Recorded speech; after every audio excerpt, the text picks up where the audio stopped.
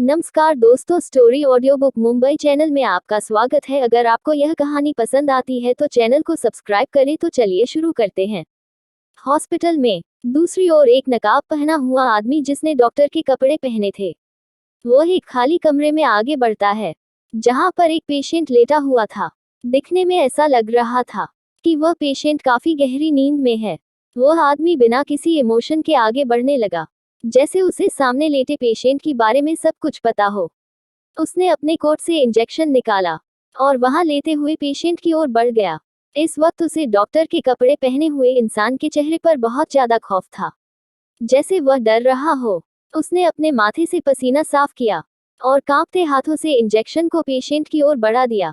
अब तक मेरे रीडर को पता चली गया होगा कि यह कौन है। आप लोगों ने सही समझा, यह कोई और नहीं, हमारी प्यारी हीरोइन अनाया थी, जो बिस्तर पर लेटी हुई थी और उसे कोई इंजेक्शन लग रहा था और वह इन सभी चीजों से बेखबर और इस आने वाले खतरे से बेखबर सो रही थी। वैसे भी वह जागने वाली नहीं थी, क्योंकि हर्षवर्धन ने उसके गर्दन के एक्यूपंक्चर पॉइंट को प्रेस करके उसे बेहोश किया था, इसीलिए वह होश में नहीं आने वाली थी। लेकिन फिर भी वह इंसान डर रहा था। उससे डरते डरते उस इंजेक्शन को अनाया के हाथ में लगाया। यह करते हुए उसके चेहरे पर डर भी के साथ साथ खुशी थी, जैसे उसने सारी जंग जीत ली हो। वह मन ही मन बोला, बस एक बार तो मर जाओ तो मेरे मालिक खुश हो जाएंगे। इतना बोलकर उसने इंजेक्शन अनाया को लगाने की कोशिश की। तभी वहां पर एक गुस्सैल आवाज आई, क्या हो रहा है? किसी की आवाज सुनकर इंजेक्शन लगा रहा इंसान डर से कांपने लगा। उसके हाथ थर थर कांप रहे थे, लेकिन फिर भी उसने हिम्मत करके सामने देखा। सामने खड़े इंसान को देखकर एक पल के लिए तो वह उसकी हैंडसमनेस में खो गया। दरअसल वो इंसान जो अनाया को इंजेक्शन लगा रहा था, वह एक लड़की थी और हर्षवर्धन की चार्मिंग पर्सनैलिटी में खो गई थी। तभी हर्षवर्धन की डरावनी आवाज उसके कानों में पड़ी, क्या कर रही हो और क्या लग रही हो उसे? वह डॉक्टर के कपोल्डों में खड़ी लड़की जो हर्षवर्धन में खोई हुई थी। वह डरते हुए बोली, वह सर, मैं पेशेंट को दवाई दे रही हूँ। यह सुनकर हर्षवर्धन का चेहरा काला पड़ गया, क्योंकि पहले तो उसमें सिर्फ यही देखा कि एक डॉक्टर के कपड़ों में कोई इंसान अनाया के पास खड़ा है, लेकिन उसकी नजरें उसके हाथ पैर नहीं थी जहां पर वह इंजेक्शन लगा रही थी। लेकिन यह सुनते ही वह तुरंत दौड़कर अनाया के पास पहुंच गया और उसे डॉक्टर को गुस्से में घूरते हुए कहा, तुम क्या लग रही थी? यह बोलते हुए उसने अनाया के हाथ में पड़े इंजेक्शन पर देखा, जो अभी भी अनाया के अंदर था। यह देखकर वह गुस्से से पागल हो गया है। उसने तुरंत उसे इंजेक्शन को अनाया के शरीर से अलग कर दिया और उसने घबराहट में पूछा, क्या लगाया है तुमने अनाया को? उसकी इतनी तेज आवाज सुनकर बाहर से गार्ड अंदर आ गए और गार्ड के हड़बड़ाहट के साथ साथ सामने के वार्ड में लेटा हुआ हर्षद और आकाश भी आ गया। दरअसल वह दोनों ही मिलिट्री ऑफिसर थे, तो उनकी नींद बहुत ज्यादा कच्ची थी। हल्की सी आवाज पर भी वह सतर्क रहते थे। यहाँ तो हर्षवर्धन गुस्से से पागल हो रहा था। वही वह लड़की जो अंदर आई थी, वह डरते हुए बोली, वह सर, मैं तो बस उन्हें दवाई दे रही थी, मैंने कुछ नहीं किया, आप इतना गुस्सा क्यों कर रहे हैं? यह सुनकर हर्षवर्धन गुस्से से फटने ही वाला था, क्योंकि वह जानता था कि अनाया कोई बीमार नहीं है और उसकी बेहोश होने की वजह भी वह जानता था, और उसे यह भी पता था कि उसे किसी भी तरह की दवाई की जरूरत नहीं है।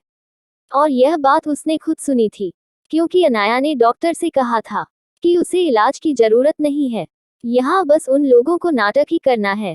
जब अनाया ने डॉक्टर को साफ साफ कह दिया था कि उसे किसी भी तरह की दवाई ना दी जाए, तो फिर यह लड़की अनाया को कौन सा इंजेक्शन दे रही थी?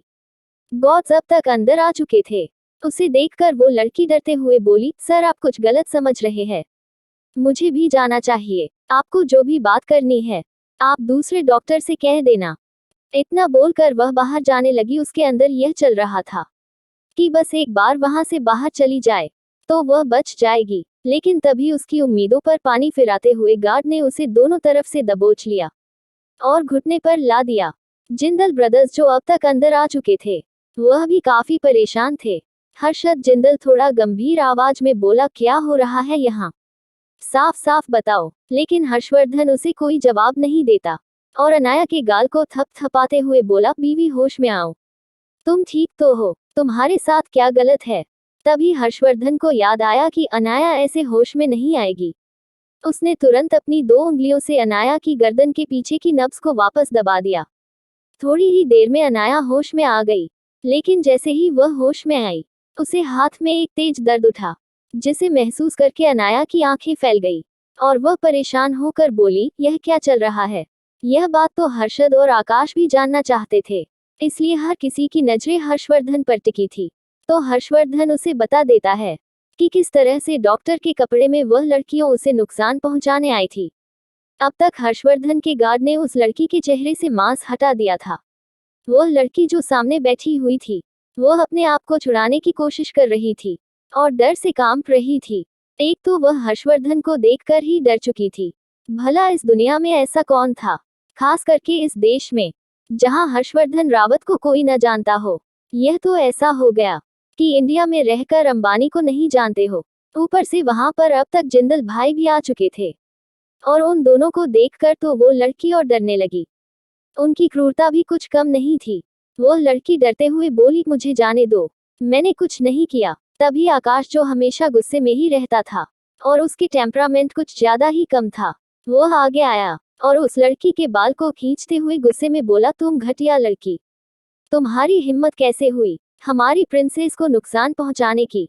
आप साफ साफ बताओ, तुमने किसके कहने पर यह सब कुछ किया? और खबरदार कोई झूठ मत बोलना, हमें सब कुछ सच जानना है। वो लड़की डर से कांपते हुए बोली, मैंने कुछ नहीं किया, मैं तो बस इन्हें दवाई देने आई थी, मैंने कुछ नहीं किया। यह सुनकर अनाया, जो बिस्तर पर लेटी थी, उसकी आंखें छोटी हो गई। वो हर्षवर्धन को देखकर बोली, वह क्या लेकर आई थी? तो हर्षवर्धन उसे वह इंजेक्शन देता है जो उसने उसके हाथ में लगाया था। अनाया उस इंजेक्शन को देखती है, फिर उसमें पड़े हुए लिक्विड को अपने नाक के पास ले जाकर उसको स्मेल करती है। उसको स्मेल करते ही उसके मुंह से निकल जाती है, पैराबोल और स्टायरिन। किसने किया था यह हमला? कौन सा दुश्मन अनाया को नुकसान पहुंचा रहा है? और आगे क्या करेगा जिंदल परिवार इन दुश्मनों से लड़ने के लिए? अगर आपको अगला एपिसोड चाहिए तो लाइक करें, कमेंट करें और चैनल को सब्सक्राइब करें।